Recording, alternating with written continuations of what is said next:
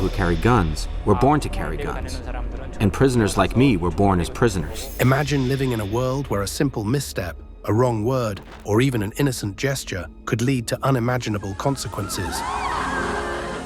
In North Korea, a land cloaked in secrecy and ruled with an iron fist, punishment goes far beyond mere justice. It becomes a tool of fear, control, and often sheer brutality. I entirely beg you, people and government of the DPR Korea, for your forgiveness. Stories of these punishments escape only in whispers, carried by defectors who risked their lives to tell the world. But what lies behind the closed doors of this reclusive regime? What happens when one dares to defy the unspoken rules? From intergenerational prison sentences to unfathomable torture and ending up as dog food. Kim Jong-un ordered the execution of his own uncle.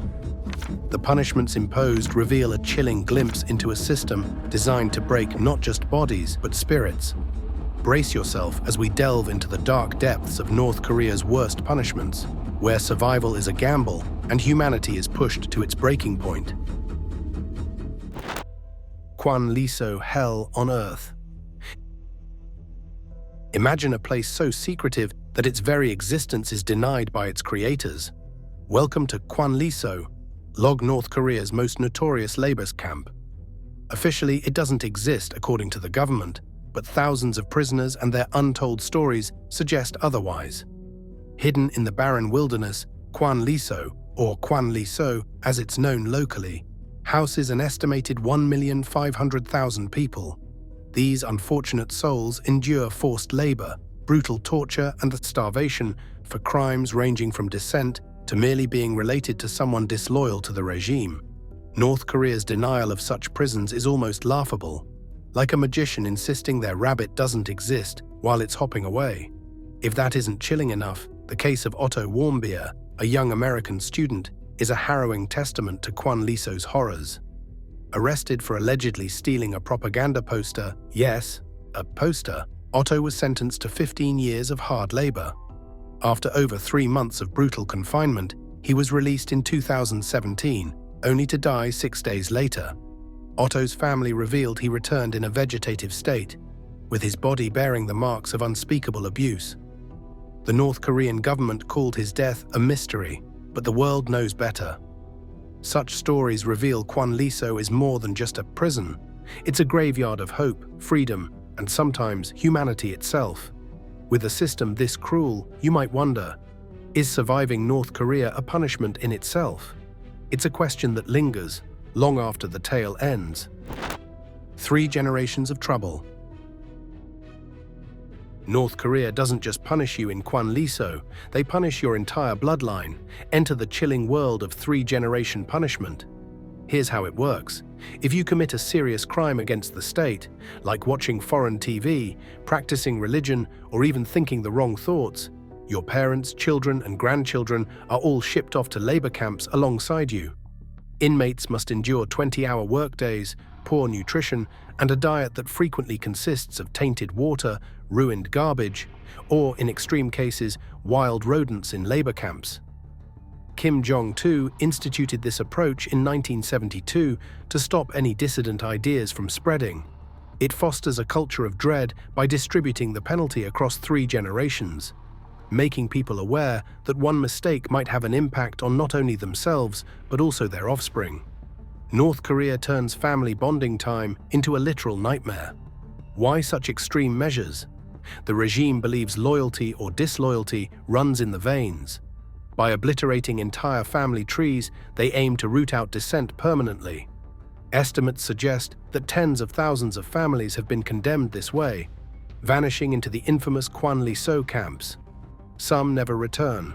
One horrifying incident involves the Shin family, a rare escapee from this system. Shin Dong-hyuk, born and raised in a labor camp, revealed the grim details. He was tortured and forced to witness his mother and brother executed for planning an escape. North Korea denies these punishments naturally, but satellite images of sprawling labor camps tell a different story. It's punishment on a scale so absurd, it's almost comedic, except for the fact that entire lives are destroyed. So the next time you're annoyed at your family for forgetting your birthday, Be thankful you're not sharing a prison cell with them for grandpa's rebellious tendencies. Forced labor camps. If North Korea were a theme park, its main attraction would be the notorious forced labor camps, where survival is the only prize. These camps are home to an estimated 80,000 to 120,000 people, according to human rights groups. What lands you there? Take your pick: criticizing the regime, owning a foreign movie, or simply being unlucky enough to know someone who did. In North Korea, guilt isn't personal, it's contagious. Once inside, prisoners are stripped of humanity and dignity. Imagine 20-hour days of back-breaking labor, malnutrition so severe it borders on starvation, and accommodations that make dungeons look cozy. What about meals? Think rotten scraps, contaminated water, or, on a good day, wild rats. It's so brutal that survival feels like an Olympic feat. The purpose of all this is absolute control.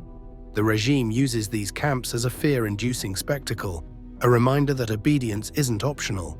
It's non-negotiable. North Korea, of course, denies these camps exist. Yet satellite images and survivor testimonies paint a starkly different picture. It's almost absurd, like claiming the sun doesn't rise, except this darkness is very real. These camps are more than punishment.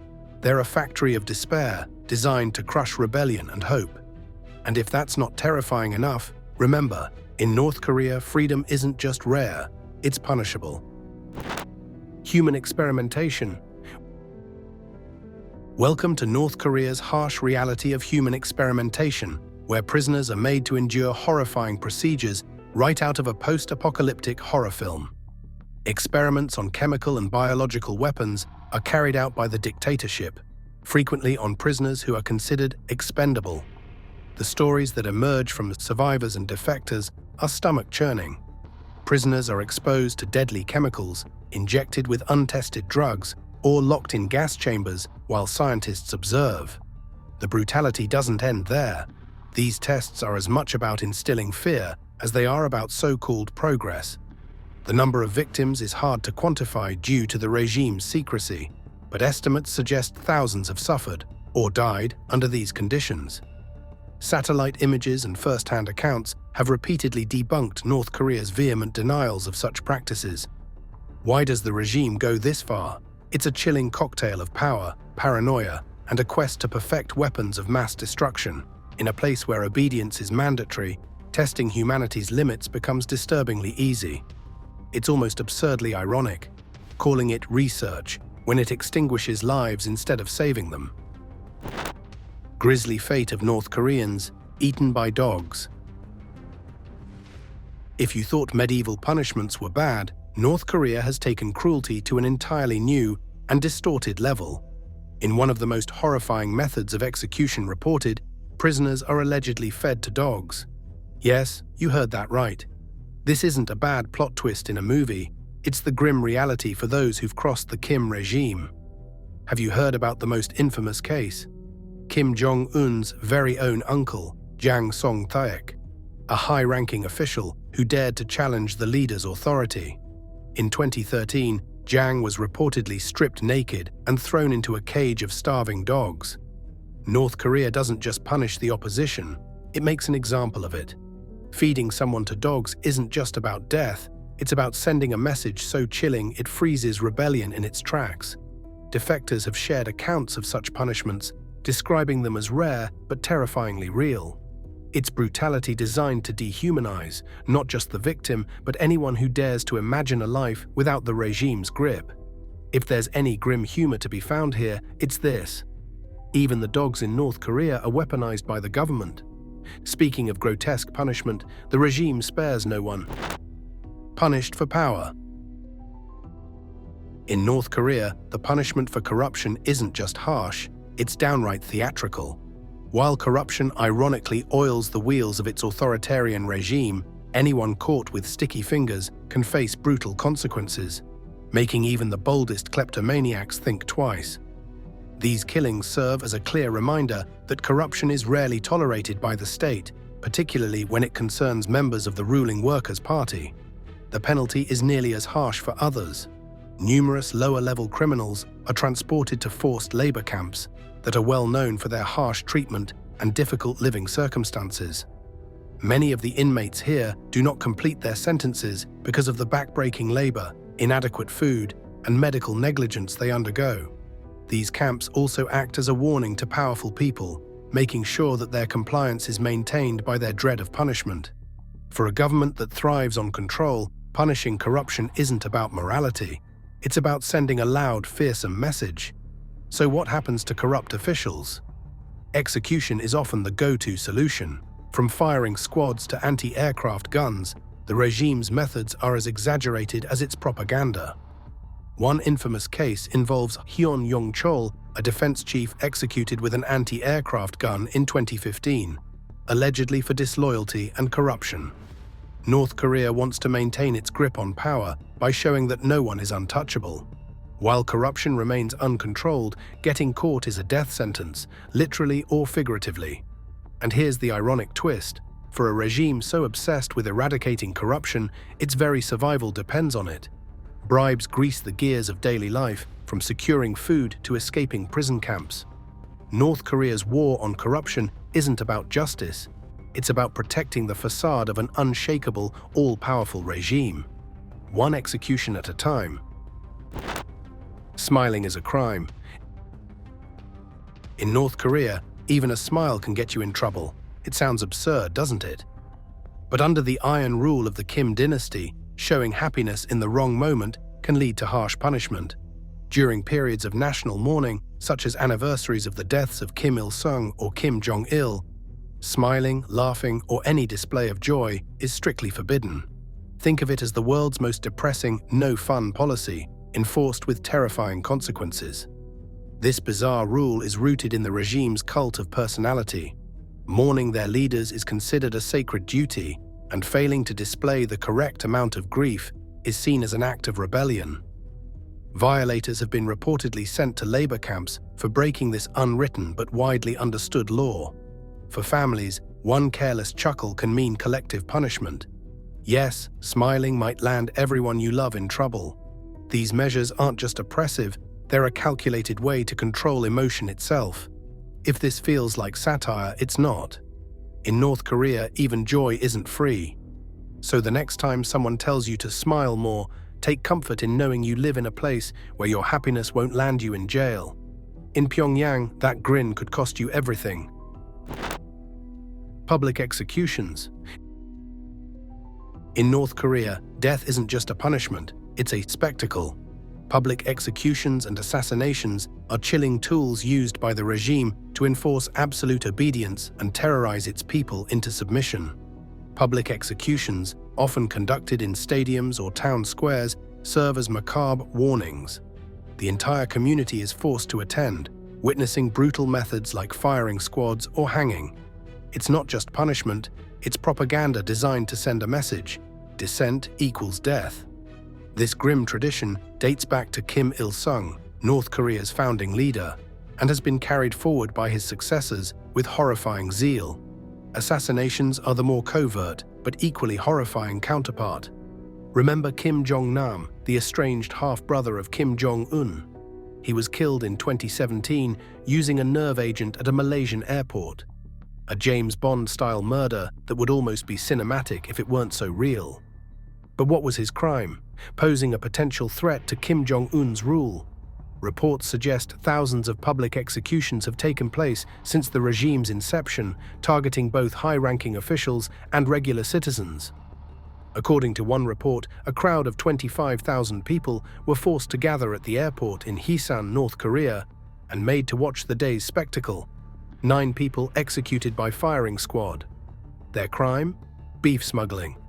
Residents informed Radio Free Asia that the 9 people ran an illicit beef distribution network that purchased and sold around 2,000 government-owned cows, butchered them and delivered the meat to markets and enterprises, including a restaurant in Pyongyang. Prior to the execution, army authorities held an hour-long special military trial to discuss each person's offense, he added. After that, the 7 men and 2 women who were tied to wooden stakes were executed by military marksmen, he told me. They were shot to death for killing and selling more than 2,100 state-owned cows from 2017 to February this year. Fear is the cornerstone of the regime's survival, and these punishments ensure no one feels safe enough to rebel. So while the rest of the world watches reality TV, North Koreans endure a reality far darker, where the penalty for losing isn't just elimination, but execution. Punishment for K-pop and movies. Picture this: you're jamming to the latest K-pop hit, or sneaking a look at a Hollywood movie, and suddenly you're caught in a web of surveillance. In North Korea, listening to South Korean music, or watching anything deemed capitalist, can lead to severe punishments, ranging from forced labor to imprisonment in the notorious labor camps. Why is there such a crackdown on pop culture? The regime sees these forms of entertainment as dangerous, corrupting influences that threaten the ideological purity of the state. Music and movies, particularly those from the West or South Korea, contain messages of freedom, rebellion, and materialism. The very things Kim Jong-un and his predecessors fear most. Anyone caught with these subversive materials is punished harshly, as it's believed that allowing access to such media could inspire dissent. Reports suggest that thousands of North Koreans have been punished for these crimes in recent years. For example, in 2015, several people were executed for distributing K-pop music, and just listening to these songs can result in years of forced labor. Even something as innocuous as a foreign TV show can be seen as an act of treason, where the price of entertainment is sometimes your life. A 22-year-old North Korean was publicly killed for watching and distributing South Korean films and music, according to a recent report showing Pyongyang's frantic efforts to control the flow of foreign knowledge and culture. The story is recounted in the 2024 report on North Korean human rights, which was issued by South Korea's Unification Ministry. It includes testimony from about 650 North Korean defectors. According to an unnamed defector's testimony, the young man from South Hwanghae province was publicly executed in 2022 for listening to 70 South Korean songs, watching 3 films, and distributing media, violating a North Korean law passed in 20 that prohibits reactionary ideology and culture. Other instances of crackdown include punishments for reactionary practices, such as brides wearing white dresses, grooms carrying the bride, wearing sunglasses, or drinking alcohol from wine glasses, all seen as South Korean customs. So if you're humming a tune or binge-watching a series, take a moment to appreciate the simple freedoms we often take for granted. In North Korea, the soundtrack of rebellion might just be the last one you'll hear. The DPKR even dictates fashion trends. Execution by a squad. In North Korea, the punishment for defying the regime can be as bizarre as it is brutal. Take execution by anti-aircraft gun, a method so extreme it's like something out of a military thriller, but unfortunately it's very real. This punishment isn't used for just anyone. It's reserved for high-ranking officials or those close to the ruling family who fall out of favor. Who was the most infamous example? Yang Song-taek, Kim Jong-un's uncle, was executed in 2013 by anti-aircraft gunfire for allegedly plotting against the regime. Talk about overkill, literally. The regime uses anti-aircraft guns to ensure that the victim's death is as public, shocking, and irreversible as possible. Firing squads might seem too quick, too easy. The spectacle of an anti-aircraft gun sends a message of ultimate punishment to anyone daring to step out of line. It's not just about ending a life, it's about crushing any hint of rebellion with terrifying finality. The regime, ever secretive of course, denies it. But the frequency of such executions among those in the inner circle, especially after accusations of disloyalty, reveals just how ruthless the leadership can be. So while you're watching action movies with explosions and gunfire, remember, in North Korea the reality is far more gruesome, where the ultimate splash comes not from a big screen, but from the force of a massive weapon aimed at silencing dissent for good. Fashion debacle. In North Korea, you can't just wear whatever you want, unless your idea of a good outfit is a military uniform. Wearing Western clothing is considered not just a fashion faux pas, but an outright act of rebellion. Picture this: you walk down the street in a pair of jeans and a t-shirt, feeling stylish, only to be arrested for anti-state behavior. This isn't a bad episode of The Twilight Zone. This is the harsh reality of life in North Korea, where the regime controls not just what you say, but what you wear.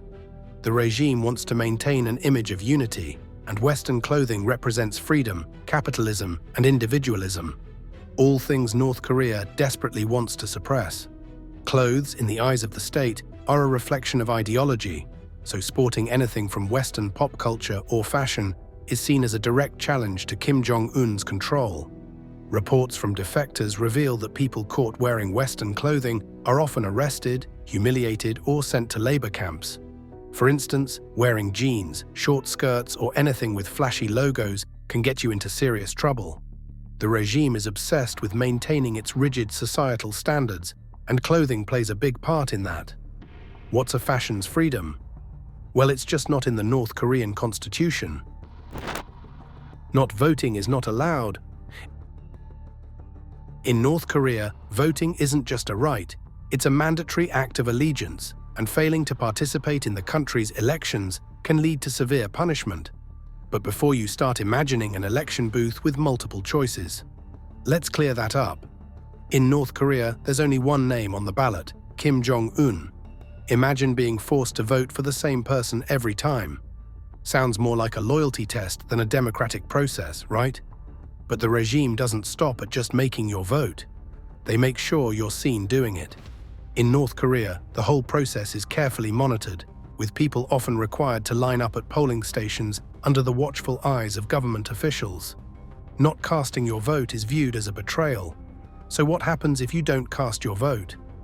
In some cases, people face harsh punishments, including forced labor or imprisonment in the notorious labor camps. And if your refusal to vote is seen as an act of dissent, the consequences could be even graver. Those who are deemed disloyal, whether they didn't vote or were caught questioning the regime, are often subjected to public humiliation or worse. What's the reason behind this punishment? The regime believes that a lack of participation signifies rebellion or defiance against the system, threatening the unity and control of the country. In North Korea, voting isn't about choice. It's about ensuring everyone's obedience, whether they like it or not. If not voting for the supreme leader carries such great risk, imagine what he does to people who actually conspire against him. Leaving is not an option. The freedom of movement in North Korea is severely restricted. The government imposes strict restrictions on residents' travel destinations, both domestically and outside. They seem to be stuck in an extremely serious game where they have to follow the rules. The administration uses these travel limitations as a primary tool to keep the populace under control and keep anybody from developing an interest in life outside of their boundaries. In North Korea, obtaining official permission to move around is a difficult process that is comparable to requesting a school hall pass. A system known as songbun is used to categorize people, ranking their social standing according to their family history and level of government allegiance.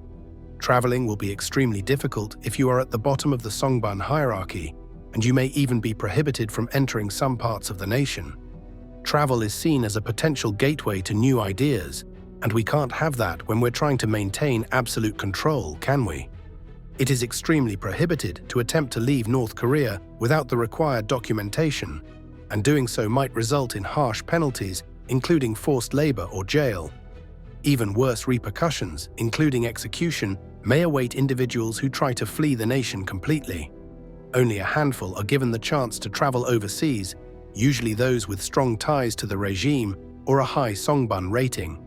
Even for these people, travel is strictly regulated, and to guarantee their return, their families could be taken hostage. The dictatorship finds it far simpler to keep power and put down any possible uprising as a result of this lack of exposure to foreign views. Some brave people continue to try to flee in pursuit of a better life, despite the risks. The transition to life outside of North Korea poses a unique set of difficulties for those who are lucky enough to succeed. The punishments imposed in North Korea serve as a chilling reminder of the lengths to which the regime will go to maintain control over its people. From forced labor to public executions, these extreme measures paint a picture of a society where freedom is non-existent and fear is the only currency as we reflect on these stories. Let us not forget the importance of human rights, compassion, and the ability to choose one's path in life.